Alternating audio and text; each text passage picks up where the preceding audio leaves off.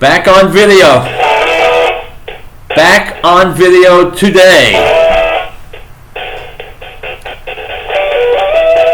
Hillary Clinton snubs her supporters in Texas, all 6 of them.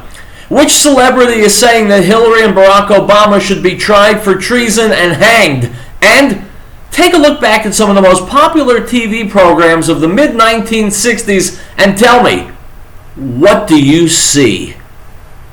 My name is Howard Riell and this is Riell Truth. You're listening to the American Freedom Network, streaming live around the world at AmericanNewsNet.com and on Facebook and YouTube and Tumblr and in the book Riell Truth, Stay Angry. And of course, as always, broadcasting out across the Colorado Front Range on KHNC, Johnstown, Colorado, 1360 AM The Lion. Our call-in number 877-254-7524. My friends, let me begin with a shout-out to Svetlana, because I told her I would. Also, you haven't been seeing videos in the last few episodes because I had my much-celebrated, well-talked-about hard drive collapse, but the resurrection has occurred. I am back on video. If you're seeing me, if you're not seeing me, then I'm not back on video, and you wouldn't know because I wouldn't be. Oh, forget it. Item from the New York Times. Take a look back at some of the most popular TV programs of the mid-1960s. The Dick Van Dyke Show, Bewitched, even Beverly Hillbillies. And what do you see? Like today, middle-class Americans typically had washing machines and air conditioning, telephones and cars. The internet and video games were not yet invented, but life overall did not look that different. There were TVs and radios in most homes. Millions of people worked in downtown offices and lived in suburbs connected by multi-lane highways.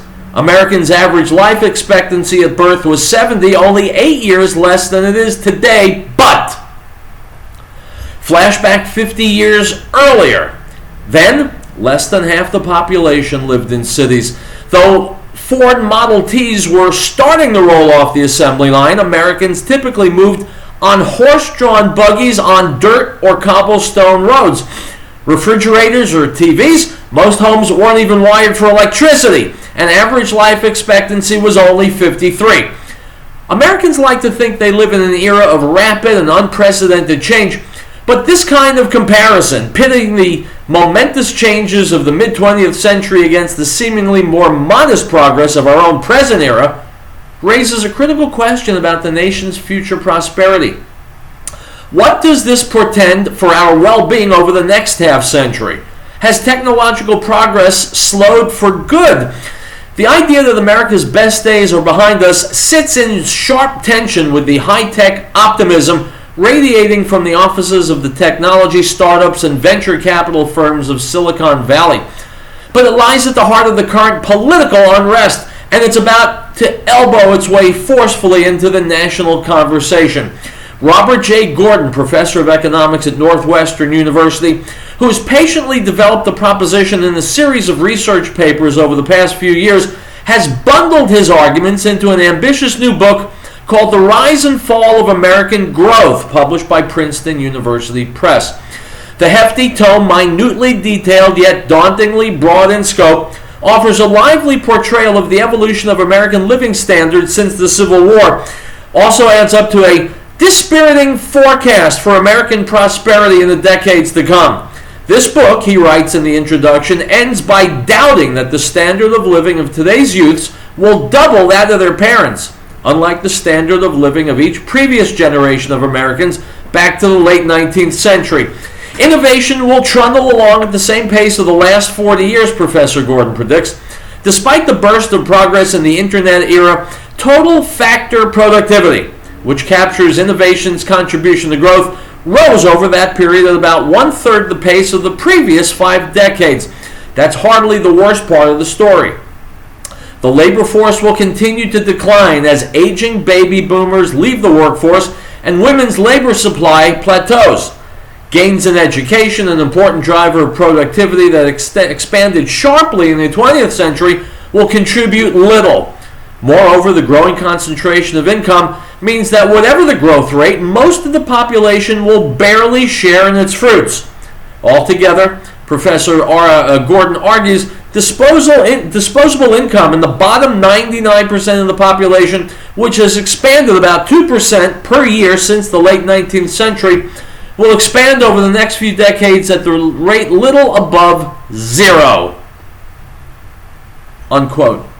My friends, I've been telling you all along that the no-goodniks in Washington, D.C. and their various partners have sabotaged the future of this country, and here's a part of that sabotage.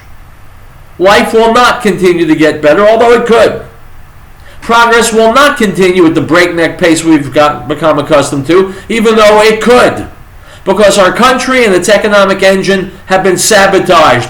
Americans themselves, through an intentionally piss-poor education system, have been sabotaged. In addition to all the sabotage on behalf of the government leaders bringing in illegal immigrants and legal immigrants from third world, dirt poor, unhygienic, uneducated countries. Sabotage is the word for it. Related item from the Hill.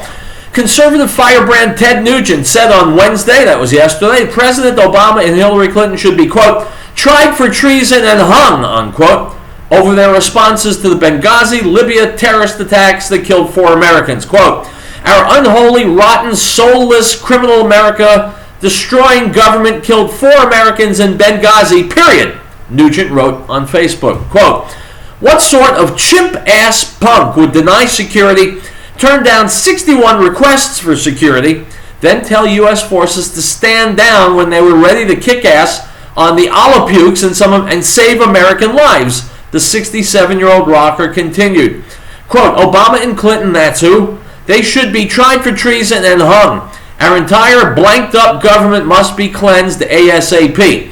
Nugent then linked to an article from Kenneth Timmerman, the author of Dark Forces, The Truth About What Happened in Benghazi, which claims that Clinton told special operations troops in the region to, quote, stand down, rather than attempt a rescue mission while the U.S. diplomatic building in Benghazi was under attack. Last July, Nugent said he supports Donald Trump for president, saying he's the only candidate who will kick ass and take names, and that's what the country needs now, unquote. Ted Nugent is absolutely correct.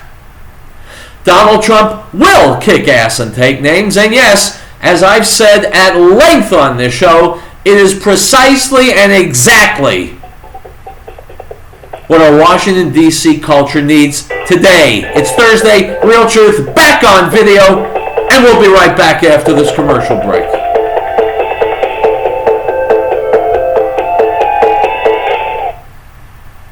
Howdy, folks. Have you ever thought about having your own backyard chickens?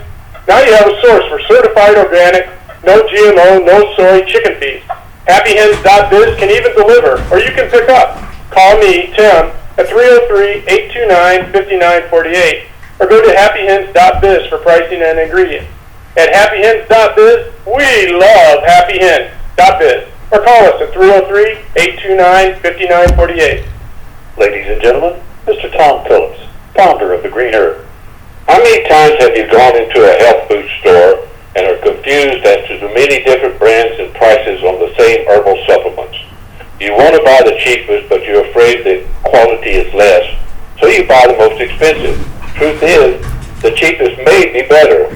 Green Herb herbal supplements are all manufactured in our Wheat Ridge, Colorado plant at 4565 Kipling Street using the highest quality herb that we source from all over the world.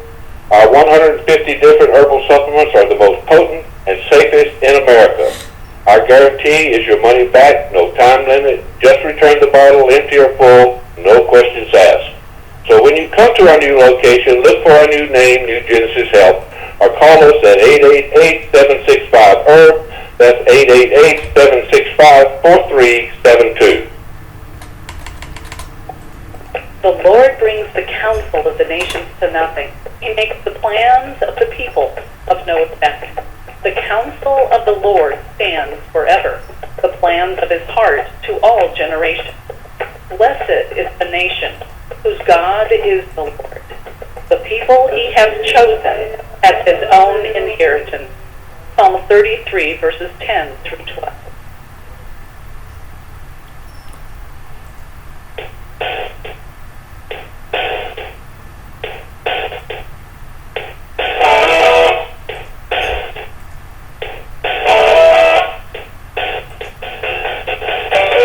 guys, welcome back. Howard Riell Truth. And you know exactly what you're getting on this show because I am not duplicitous like our political classes. Anyway, let's cut through it and get right to it. The question that's being asked in this video, and this comes from Hannity on Fox News, why Muslims immigrate to Christian countries? It's a question, right? Here's the answer. Listen up. And also with reaction joining us now, Fox News terrorism analyst Dr. Waleed Fares, the director of Jihad Watch, Robert Spencer, and from the Center for Immigration Studies, Steve Camarada is with us. Guys, all right, let me put up on the screen exactly the numbers that we're looking at in Europe. There's been a lot of immigration there.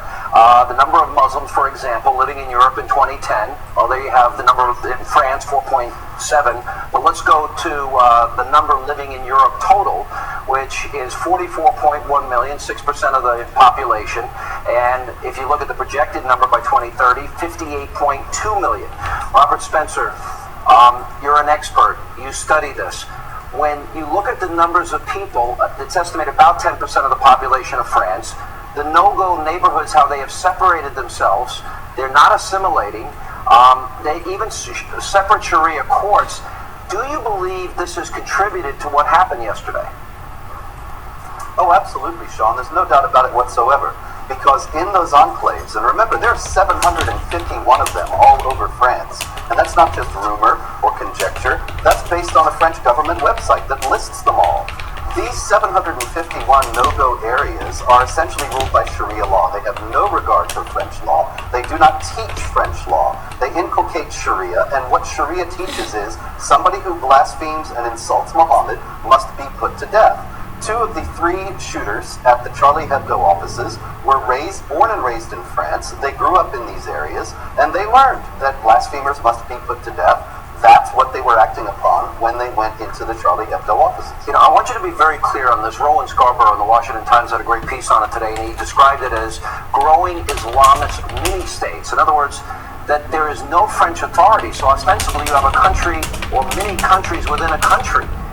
Why would the French have allowed that to happen? Absolutely. Well, see, Islamic law is a political system as well as a religious one. And it has a complete system for the governance of society and the political or social order.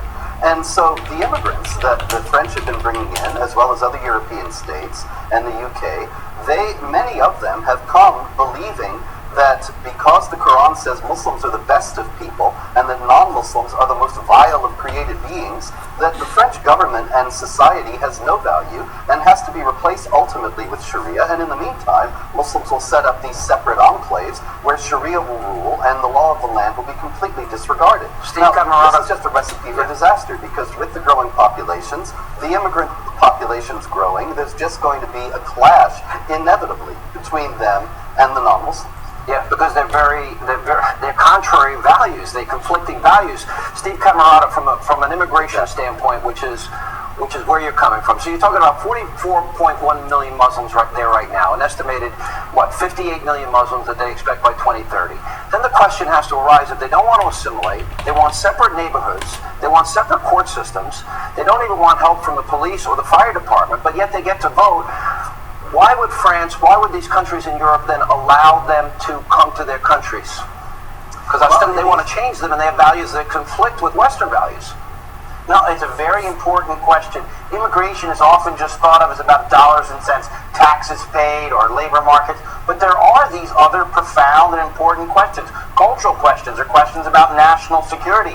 And unfortunately, we don't really ask those questions here. Remember, the Muslim population in the United States is smaller but growing very rapidly. It's about 3 million people now, about 100,000 new Muslim immigrants enter the United States each year, and we have no discussion about any of the possible national security implications. A kind of political correctness rules here, and unfortunately there as well. Now, there are things we could do to probably better assimilate people, but the bottom line is immigration is a discretionary policy. We can decide who to let in or not, and we don't even ask. Yeah, Waleed, we're losing him. Steve, I'm sorry about that. Waleed Fares, let me bring you into this here. So in spite of all the accommodations that the French have made, the Belgians have made, the British have made. So if people are coming from Muslim countries and they believe in Sharia, values contrary to Western values, the antithesis of these values, then it raises the question about the United States. Do we have to examine the values of people and ascertain those values before they come here?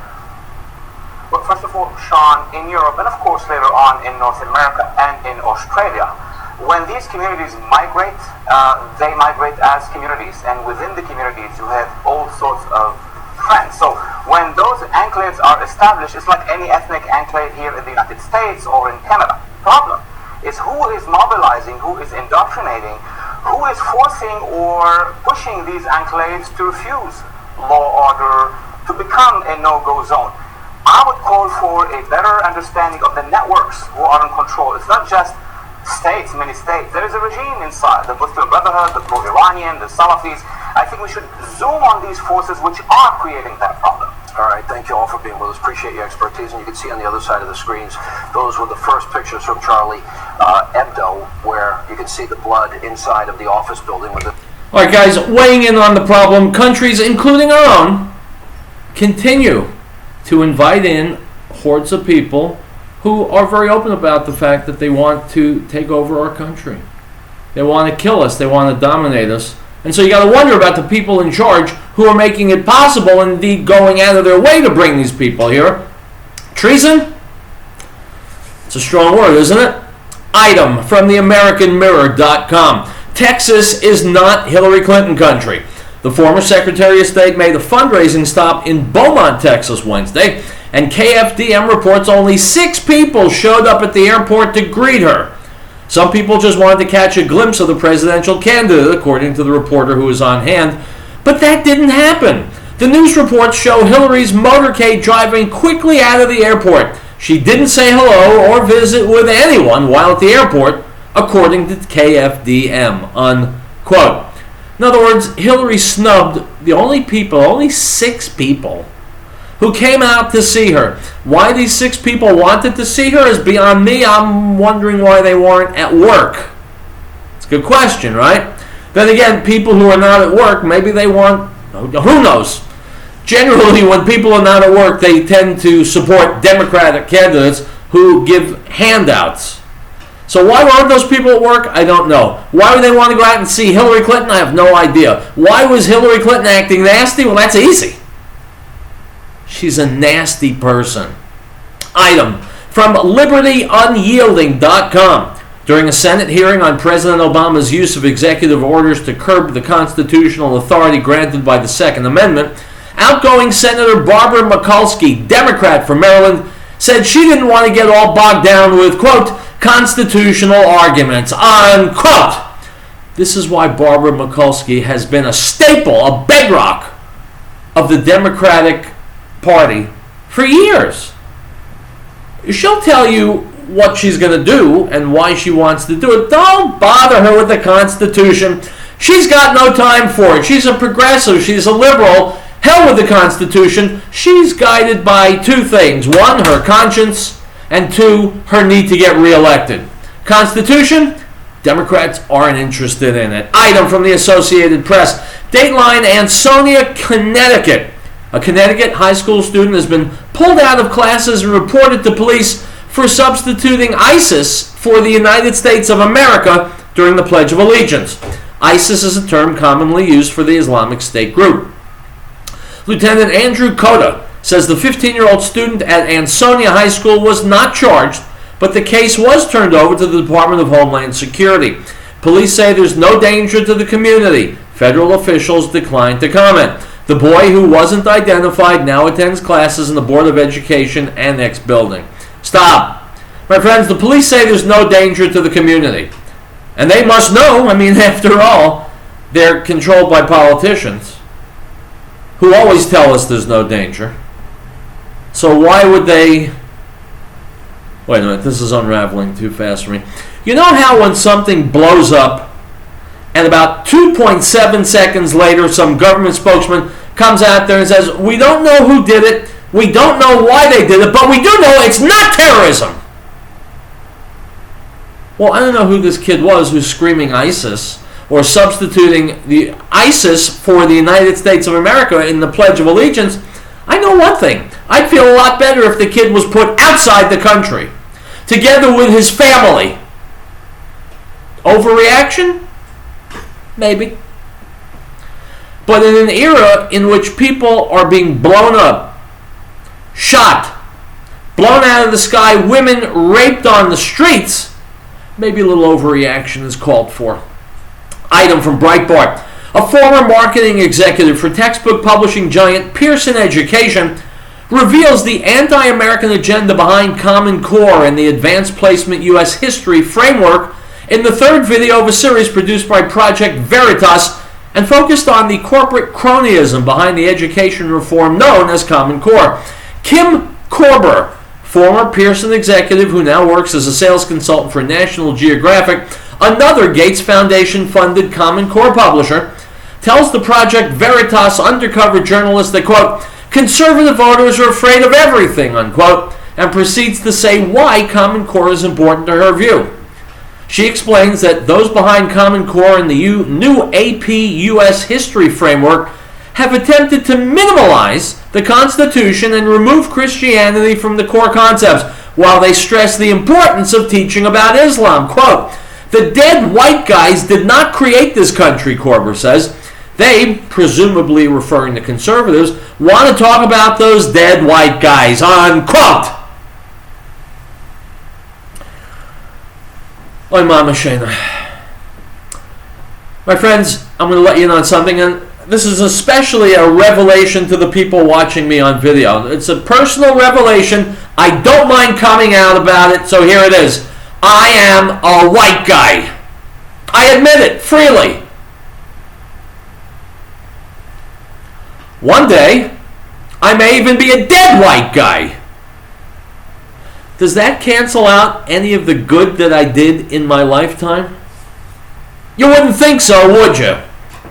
Well, these dead white guys that this chick is referring to, they created something really, really good called the United States of America. It's freed a lot of people, both here and around the world. It's educated a lot of people, funded a lot of research, fed a lot of hungry people. It's done a hell of a lot of good in the world, but who cares? Because it was created by dead white guys, right? Ask a liberal.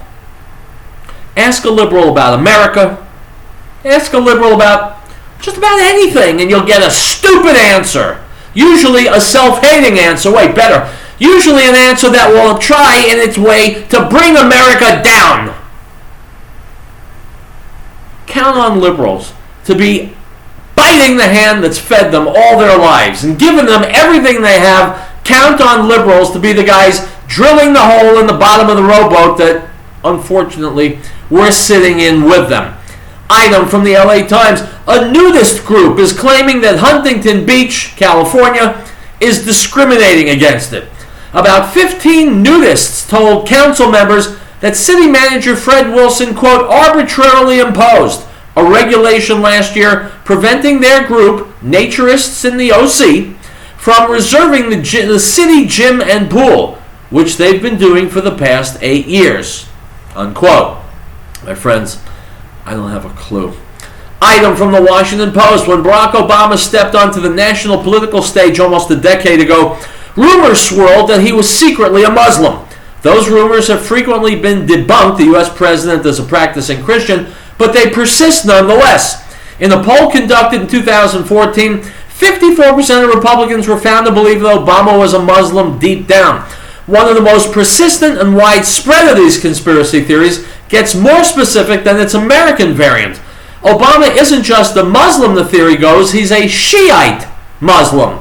This week, as the Obama administration announced it was lifting sanctions on Iran as a result of a U.S.-led nuclear deal with Tehran reached in July, Dahi Khalfan Tamim, the head of general security for the Emirate of Dubai, suggested that Obama's, quote, Shiite roots had helped him get elected in a bid to bring the United States and Iran closer, unquote. My friends, let's get to the bottom of this nonsense about Obama being a Muslim. If you ask me, I think that's exactly what he is. We'll take a break.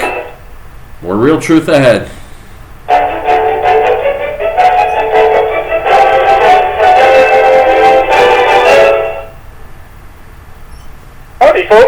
ever thought about having your own backyard chickens? Now you have a source for certified organic, no GMO, no soy chicken feed. HappyHens.biz can even deliver, or you can pick up. Call me, Tim, at 303-829-5948, or go to happyhens.biz for pricing and ingredients. At happyhens.biz, we love happyhens.biz. Or call us at 303-829-5948. Great Plains Power has been providing reliable electrical power systems in the Rocky Mountain area since 1992. Our systems rely on the sun to help make you self-reliant for your power needs. Solar energy can be scaled to fit any situation, from complete power independence to backup power for the short term. Our expertise focuses on standalone power, but we have extensive experience with utility interactive systems as well. Custom-tailored capabilities as modest emergency lighting all the way to commercial scale power. Great Plains Power is a full-service company. We service everything we sell. We provide and design turnkey packages, custom design system, and parts for do-it-yourself. With more than 20 years of specialized experience at your disposal, let us know what your power concerns or goals are. Reach us by phone or the internet. Call 303-239-9963. That's 303-239-9963. Or go to GreatPlainsSolar.com. And the Word became flesh and dwelt among us, and we beheld his glory, the glory as of the only begotten of the Father, full of grace and truth. John bore witness of him and cried out, saying, This was he of whom I said, He who comes after me is preferred before me, for he was before me. The Gospel of John, chapter 1, verse 14 and 15.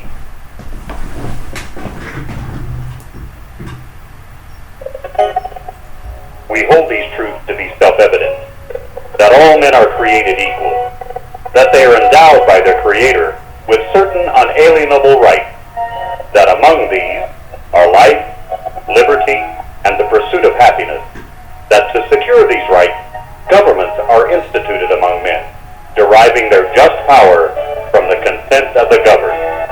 This is the America News Network. Census, the uniform people in Greeley ask everyone to get involved in our community this holiday season.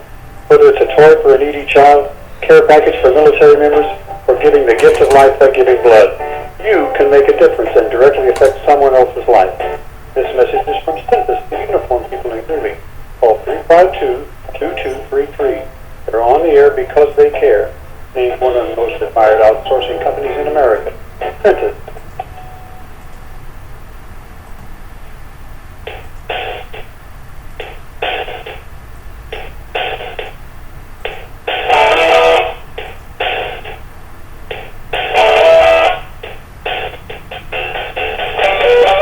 Alright guys, welcome back to Riell Truth. My name is Howard Riell, and I say that, and sometimes I hope it strikes fear into certain people. It doesn't. I just amuse myself thinking about that. Anyway, enough about my problems.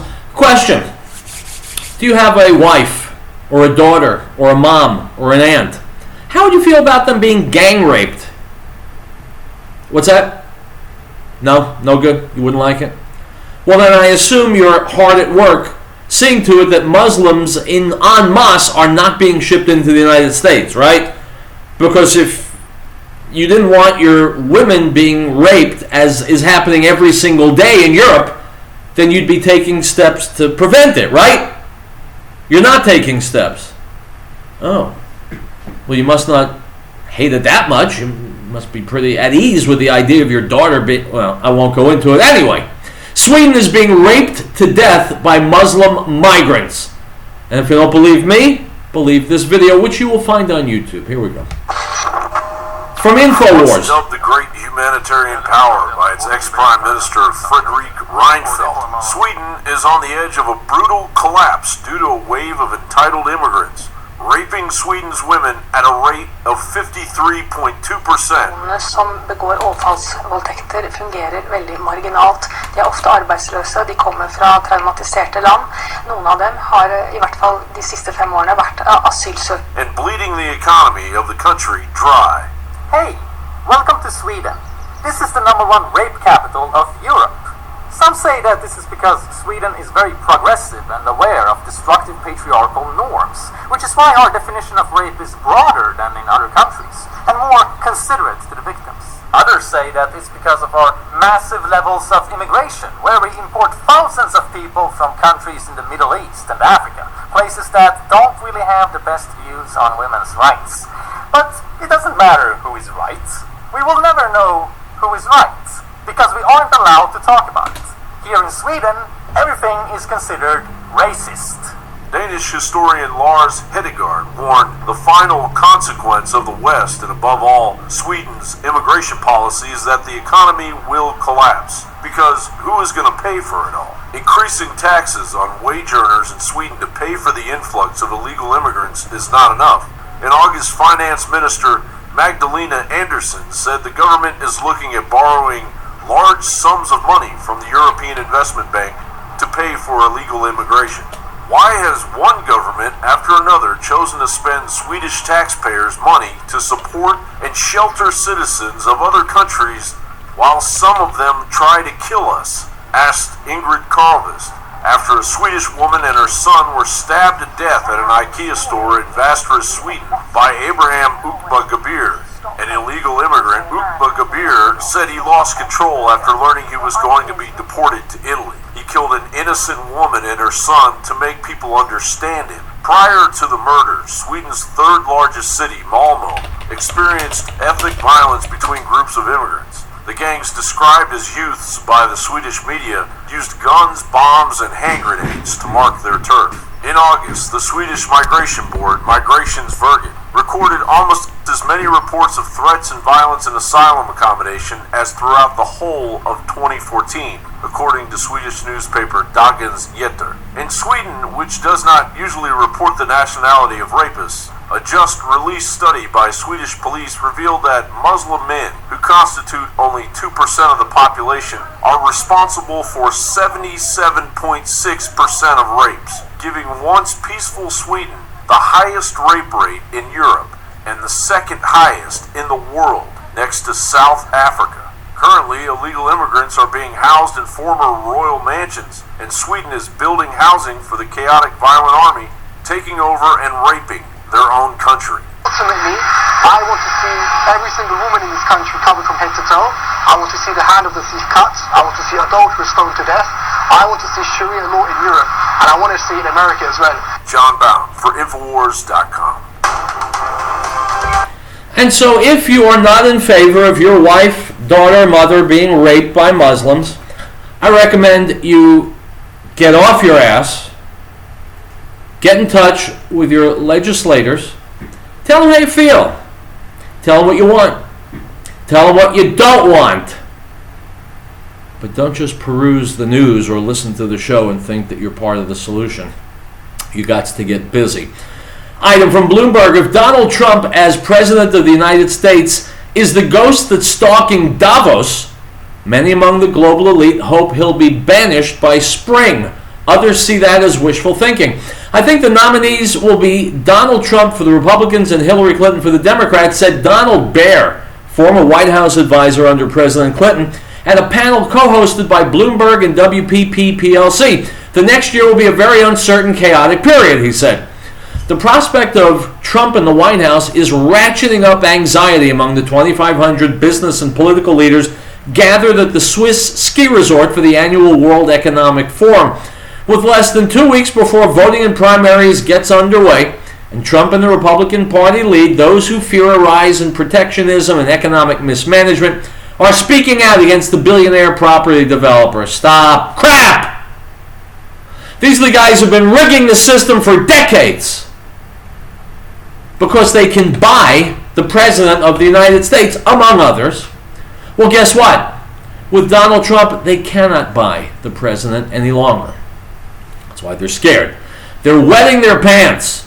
The idea that their influence is diminishing because they can't bribe the leader of the United States of America. My friends, for us, that is a very, very, very good thing.